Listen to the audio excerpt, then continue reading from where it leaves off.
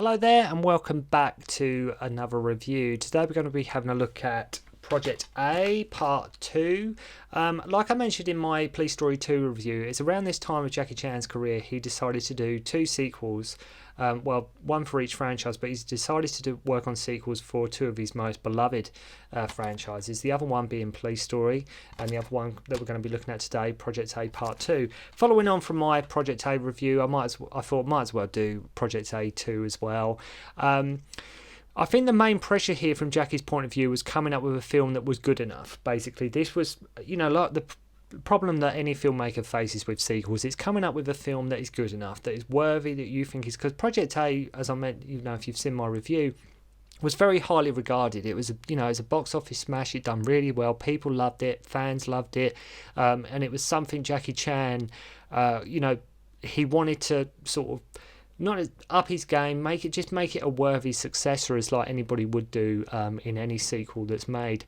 Whereas Project A was such a benchmark in terms of action movie making, the sequel had to live up to all expectations. This is something I'm sure Jackie was more than aware of when going in to make this movie. In my humble opinion, Project A Part 2 more than lives up to what it is setting out to achieve. I think it does an amazing job. I think it's more than a worthy sequel. There's just a few little niggles that may impact it slightly, but a lot of people I think really do love Project A Part 2. I'm in that category as well. I really do enjoy it. For a long time as well, it's worth noting that this film was my favourite Jackie Chan movie for quite a while. But that fluctuates continuously. You could ask me one week what my favourite Jackie Chan is, and then it's totally different the week after. So, okay, we get no Sammo Hung here, we get no Yuen Bu, but what we do get is great action and different. The film is good in different ways from Project A. We get lavish sets, we get costumes, and not to mention how well the film is shot. And this is something you should take notice of if you do watch Project A Part 2. Really pay attention to how the film is shot, not just the action. Pay attention to everything, just some of the cinematography, some of the camera angles, some of the design choice. Jackie has got a lot going on here, and it really is a fantastic sequel. This was Jackie Chan, the film that really pretty much coming to the centre here. It just really does work. You only need to look at, like I say, the ballroom scene where Jackie used like prime time to show off what he can do behind the camera, not just in front of it. Something he obviously expanded on Miracles, but it's one shot in particular where there's sort of four conversations going on and we sort of go between them all in a single shot as well. So this is where Project A Part 2 where it really does shine, I think, is in its overall filmmaking and direction from Jackie Chan. Not just, there's some amazing stunts in this, do not get me wrong, the stunts are a sight to behold, but as a film, from a filmmaker's perspective, this film is, I think it's superior to Project A in that regard, just in like a sense in the maturity of the filmmaking that's going on here. The reason why Sammo and Yuen aren't in there here is because they were busy obviously making Eastern Condor. So what a year, that was for Hong Kong filmmaking. Project A Part 2 and Eastern Condors, the same year. Incredible, such classic times. Hong Kong film industry in the height of its creative powers. And like I mentioned with Project A, really kickstarting that 80s Hong Kong action boom. What is interesting to know, the film, at least for the first half or so, is actually played quite straight, which is very different from Project A. If you do look at Project A Part 2, or you've seen it, or you watch it again recently, the whole film is actually quite straight. At least for the first half of it, Jackie Chan, his character is not really, it's not the Dragon Ma sort of we had sort of in the first one. Even Jackie's portrayal of him, he's played quite serious in tone. He's not sort of comedic as he used to be. There are, of course, still silly, funny moments throughout, but the film isn't as just in-your-face funny as the first film was.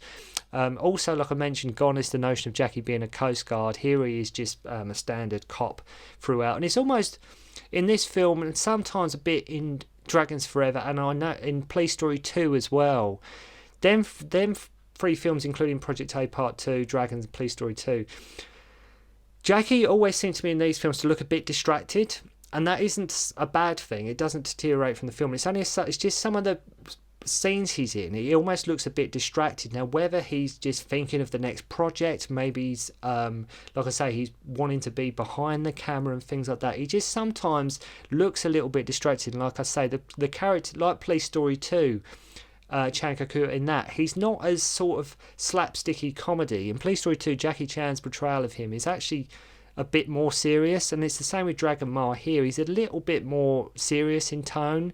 Like I say, not to mention, this film does have some really funny moments though. So, much like with Police Story 2, the film almost follows immediately on from the end of the first, with Sanpow survivors wanting revenge on Dragon Ma. We meet Superintendent Cheung, who is like a corrupt cop who stages arrests and is pretty seen as much as a role model throughout the town, and it's one of the few officers as well, it's worth mentioning, who carries a gun. After some altercation, Jackie is put in charge of the district he, Inspector Cheung was policing. As mentioned, there is no explanation of where Samo and Yun are, but we still get a great cast here. We get the ever lovely Rosamund Kwan, the amazing Maggie Cheung here. As with the first film, we get Jackie at probably his most Buster Keaton-esque, as I mentioned in my Project A review. This is really some great slapstick and some great sort of physical comedy here, physical action scenes. Even that first moment when he hops out the restaurant window and descends down onto the street so gracefully using signs, even that little bit alone. And that was the great thing about so many of the Jackie Chan films. Sometimes you only needed him to do a little something, whether it's just hopping over a table, like hopping over a gate, and like Project A Part 2 at the start is no exception. He just goes at this restaurant, just slides down sort of these signs, and it's nice because it's just a little, this is what you come to see. You want to see Jackie Chan move and do stuff and show how agile he is, and just that little moment alone really does give the film, gets it going. Love when Jackie goes to the police station and finds out how poorly it is run, and have a nice cameo from Ricky Hoy here. Great little fun scene where Jackie using the chairs and the tables, and he finds out sort of everyone there is sort of taking bribes, sort of everybody's on the take, and he finds out all the police are sort of, that's just how it works. So much like the first film, Jackie just goes to the crime boss's hideout, Arson Wolf, and is intent on bringing him in. The whole film as well, talking about how the film is shot, it has great lighting to it. It really does have some fantastic lighting, like when filming in the streets. It looks busy, it looks like there's characters here. It looks like this is a world that is really inhabited by sort of these street peddlers and these market traders, and it really does have that sense of like a busyness, a busy marketplace going on. And so that everything looks lively. We have a great action scene that really gets the film rolling here. I love even just the little things such as Arthur Wolf. There's a bit at the start before the main fight breaks out. Even little things. There's sort of this sort of bench that sort of upside down, and Arthur Wolf just sort of flicks it over with his foot just so he can sort of hop over it and sit on it. Little things like that just make it a Jackie Chan movie. They have a lock-in basically when this fight breaks out, and it's fast, it's brutal, and it's definitely, Jackie, I would say, it's some of his most inventive. I would say Project A Part 2 is. I would go, is it his most inventive movie? Maybe. I think it's a contender for being his most inventive. I think it's like I say, the fights are very they're just, like I say, they're very brutal and they're very intense, like a bit like the Project A ones, but there's a bit more intensity here than they are in the first movie. Let's say the comedy is dialed back a bit and the serious tone is sort of pushed forward a little bit. Look no further than Jackie getting thrown down some stairs and the up close shot of his face when he lands. I mean, Jackie Chan gets absolutely chucked down these stairs. You see him in the outtakes doing it a couple of times where he sort of slides down on his bum, but no, I mean, he does get chucked down some stairs in this. So Jackie takes on Arson Wolf, and you have Shaw Brothers veteran again, Wang Lun Wei, making an appearance. We'll have to do like a tally for how many times I've actually mentioned him, Johnny Wang, because he's been in so many movies that I've reviewed, and I'm not doing it intentionally. It just so happens he just crops up in all these movies. So Dragon Ma gets put in charge of security at the governor's daughter's house, and of course we still have the pirates wanting revenge on Ma, much like Chuto's men wanting revenge on like the first sort of third of Police Story 2. So it's sort of a side plot that sort of starts, and then the other plot takes over. Jackie Chan doesn't dwell on it as much here as he does in Police Story 2. In Police Story 2, sort of the first third of the movie, even pushing half the movie, it's just Chuto's men sort of harassing Jackie and Maggie Cheung. But here, the pirates wanting revenge for what happened to Sam Powell, that is sort of dialed back, and that doesn't really, it's hinted at right at the start of the movie, but it doesn't really come into play till about nearly the second third of the movie, which is quite nice because it's not just Jackie Chan resting on sort of a quick follow on from what happened at the end of the first movie. So these revolutionaries in league with Cheung and want to plant a necklace on Ma, and at the same time we have these people sent by the Emperor who are after like a black book with all the rebels. So it's got that whole rebellion thing going on. As mentioned, notice the direction on the ballroom scene.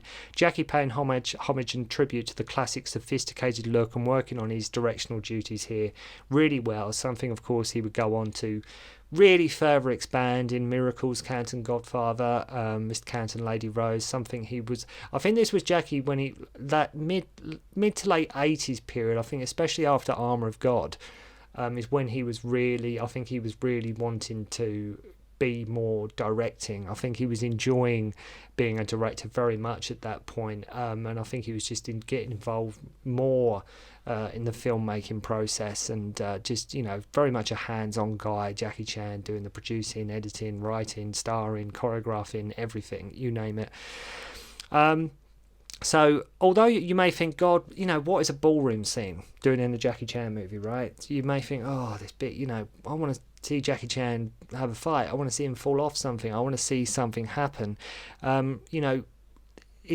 What's fun about this scene, the whole moment of the film, it's never boring. And like in another director's hands, it very well easily could have been, but Jackie Chan doesn't make the ballroom scene boring. He does keep it entertaining. I mean, okay, it does slow the film down a bit, but whereas Project A was just going all the time, Project A2 does ease off the gas a little bit.